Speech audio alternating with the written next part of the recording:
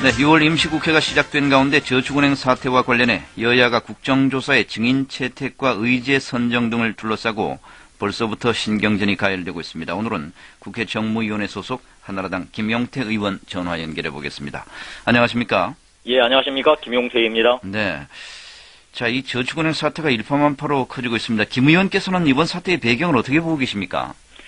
이 저축은행 사태가 이제 최초에는 우리가 이제 뱅크런을 막기 위해서 저축은행 예금자 이 보호 이걸 어떻게 할 것이냐, 사실 이 부분에 이제 초점을 맞췄었습니다. 네.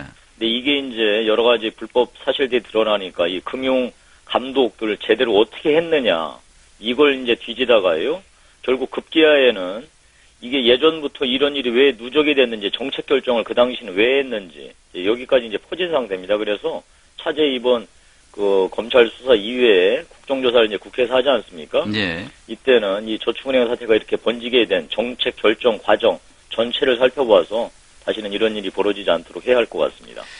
자, 민주당은 이번 저축은행 사태가 현 정권의 핵심 인사들이 연루된 권력형 비리다, 이런 의혹을 계속 제기하고 있습니다. 이건 어떻게 보십니까?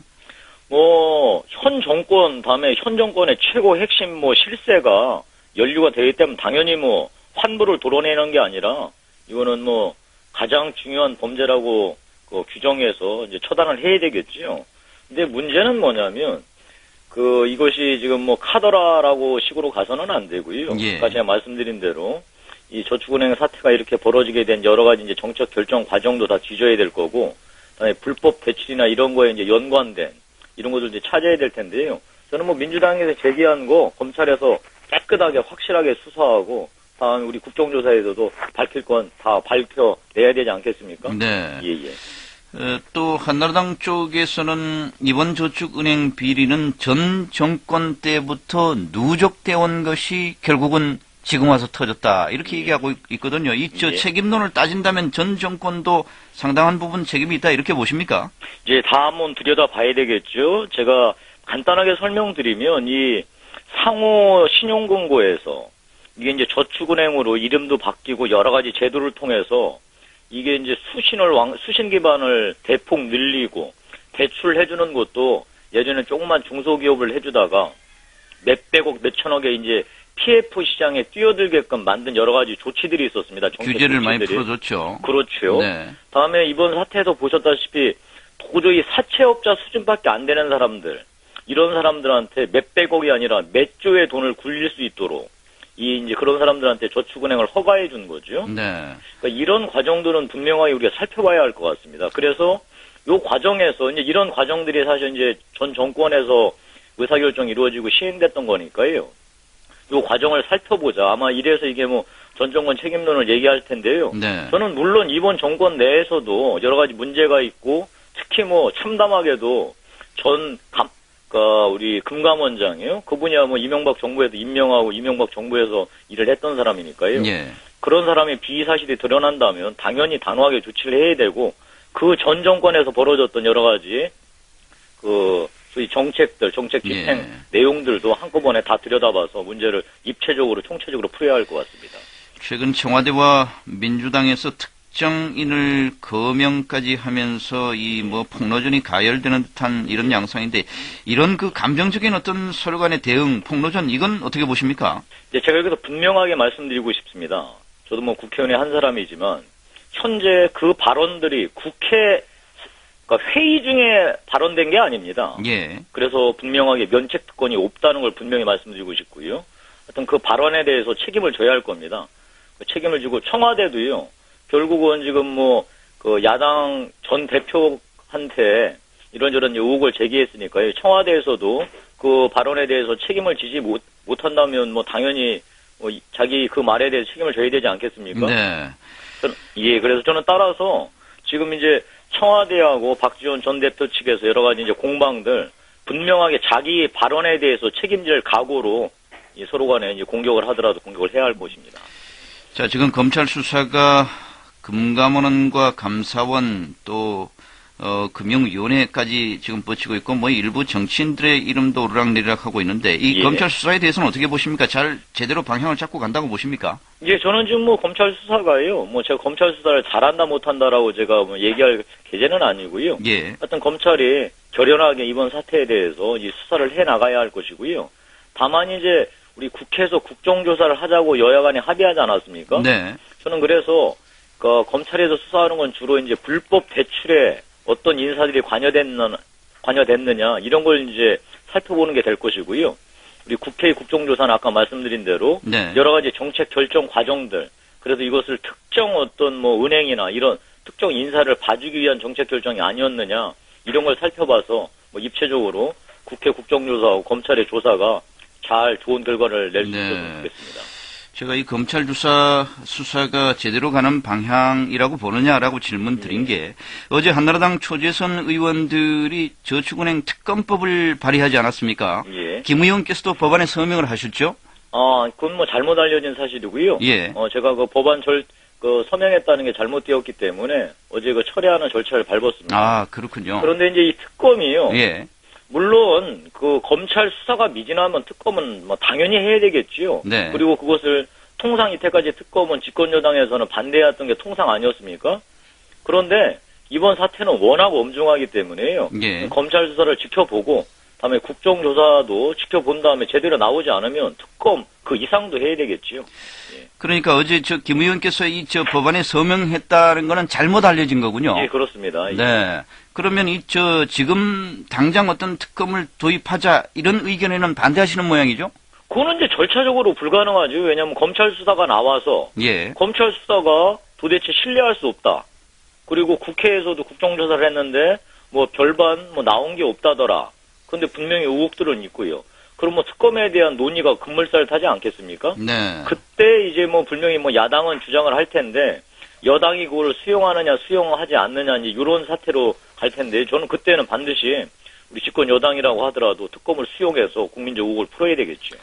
지금 이 특검 얘기가 나오는 게 국회 사개특위에서 중수부 폐지 논의가 거론이 되면서 어떤 검찰 수사가 정치권을 고려하지 않겠느냐, 축소 또는 뭐 이 과장되지 않겠느냐 이런 우려들이 좀 있는 것 같아요. 이런 건 어떻게 보십니까? 그건 반대의 경우도 상정할 수 있겠죠. 예. 오히려 그래서 더욱더 정치권을 압박하기 위해서 조사를 세게 할 수도 있겠죠. 근데 저는 그런 거를 이제 상정해서 얘기할 수는 없고요. 네. 일단 검찰 수사를 잘 지켜보고 나서 그것이 이제 미진하다고 분명히 이제 뭐 판단되면 여론이 가만히 있겠습니까?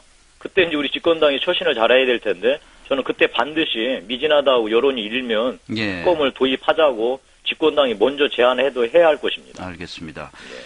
자, 이번 국회에서 국정조사를 하기로 여야 간의 합의는 됐는데 지금 본회의 일정상 23일에 특위를 구성한다고 들었습니다. 예. 이게 좀 늦지 않나 하는 지적도 있는 듯한데 예. 일단 뭐 검찰 수사를 좀 지켜보자 이런 뜻으로 봐야 됩니까? 뭐 두 가지 측면이 있는데요. 저도 이제 국정조사를 한 번 참여해봤었는데 이 증인 채택 뭐지 요 단계에서요. 이게 물밑 작업을 하거든요. 여야 간에. 예. 이게 시간이 생각보다는 길게 걸립니다.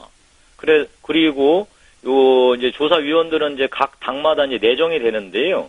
이 자료를 수집하고 이제 제보를 받고 확인하는 과정들이 걸립니다. 네. 그래서 어차피 6월 23일 날 특위가 출발하더라도요. 그 준비 단계들이 있기 때문에 그때 해도 뭐 늦지는 않다고 보고요. 네. 본방 진행자께서 말씀하신 대로 뭐 검찰 수사가 가닥을 잡아서 어느 정도 발표가 되면 역시 국정조사를 할 때도 그것이 뭐 그 중복돼서 한다든지 경쟁적으로 하는 것보다는 역시 그 검찰 수사가 나왔는데 밝혀지지 않은 부분들 이런 네. 부분들을 찾아서 국정조사 할 수 있는 또 편리성도 있을 것 같습니다. 한나라당에서는 국정조사의 어떤 부분을 중점을 둘 계획이십니까?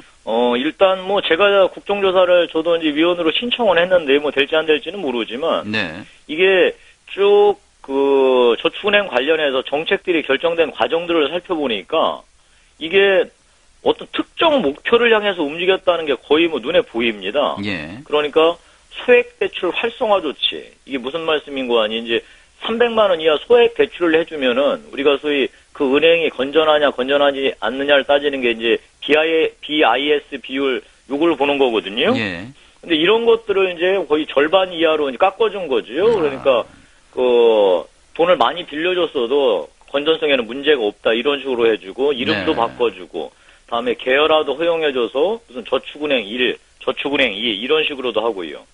다음에 그 아까 말씀드린 대로 중소기업한테만 빌려주는 요런 이제 대출 그 제도가 있었는데 이걸 뭐 몇백억 몇천억짜리 PF에도 대출할 수 있도록 예. 이렇게 이제 허가해주고 요런 과정들이 이제 굉장히 석연치가 않습니다. 네. 이제 그런 과정들을 잘 한번 들여다볼 생각입니다. 부실로 빠져든 그런 과정들의 구조적인 문제는 없었는지 이걸 한번 예. 중점적으로 살펴보실 그 생각이 구조를 시작하는데. 들여다보면 네. 사람 문제도 나오지 않겠습니까? 네, 네. 그리고 공방 요새 한간에서 얘기 나온 뭐 특정 학교니 특정 인맥이 이런 얘기들 이런 것들도 아마 실체적으로 규명되지 않을까 싶습니다.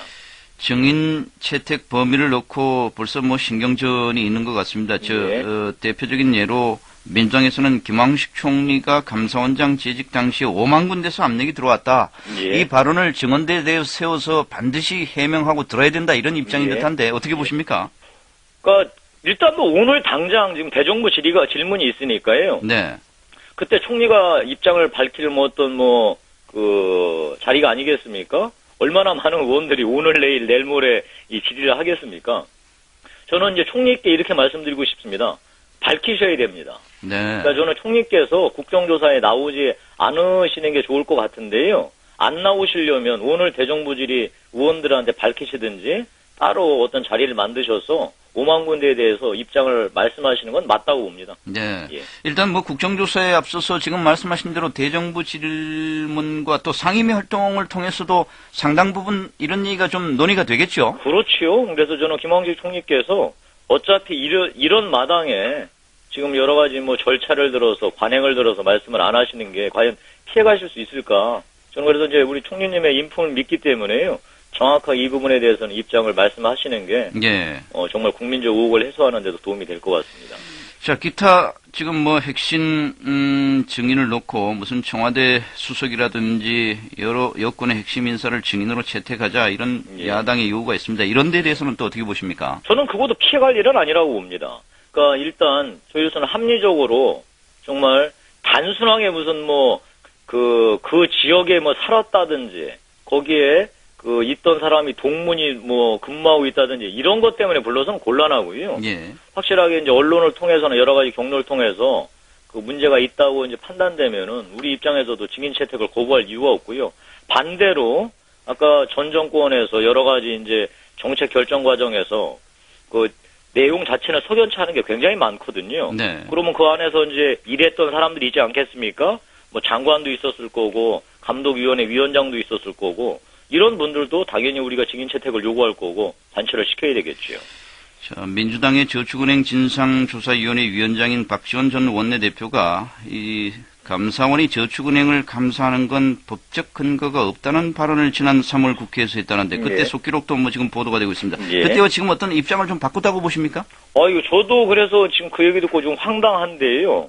그 부분도 살펴봐야 할 것 같습니다. 그러니까 우리 그 박지원 전 대표께서 어떤 맥락에서 그런 말씀을 하셨는지 그것이 과연 감사원의 감사를 소위 일종의 이제 큰 정치적 차원에서 압력을 넣기 위해 했던 것인지 제가 아직은 뭐 그 맥락을 지금 파악을 다 못 해가지고요. 네. 그 맥락을 파악해 보면 박지원 전 대표가 그런 발언을 왜 했는지 다음에 혹시 만약에 여러 가지 의도를 갖고 하셨다면 그 앞뒤 그 전후를 살펴봐야 되겠죠. 그러니까 거기에서 그 저축은행에 어떤 사람이 있어 거기에 혹시 박 전 대표하고는 뭐 연결고리가 있는 것인지 예. 우리가 청와대에 대해서도 엄중하게 검증을 하자고 하는 판에 박지원 전 대표께서도 면책 특권을 갖고 말씀하신 게 아니니까요. 그 부분에 대해서는 예. 이제 우리가 살펴봐야 되겠지요. 자, 민주당은 이번 사태를 측근 비리의 종합 세트다 이런 예. 용어까지 쓰고 있습니다만 섣부른 얘기입니다만 이번 사태가 대통령의 측근 비리로 이어질 가능성도 있다고 보십니까? 뭐 연루가 많이 돼서 그게 법적으로 정말 그렇게 범죄 혐의가 성립되면 측근 비리지요. 근데 이제 지금부터 시작입니다. 검찰 수사도 시작됐고 국정조사도 이제 될 참이니까요. 예. 정말로 이제 측근들이 연루가 됐다면은 뭐 추상같이 이제 단죄해야 될 거고요. 이거는 마찬가지로 전 정권에서 여러 가지 일들이 이제 벌어졌다. 연루된 사람이 있다. 그 사람이 현직으로 지금 일하고 있다. 그럼 거기도 뭐 단죄를 해야 되겠죠. 네. 예. 알겠습니다. 네. 말씀 잘 들었습니다. 예, 고맙습니다. 예. 한나라당의 김용태 의원이었습니다. 내일은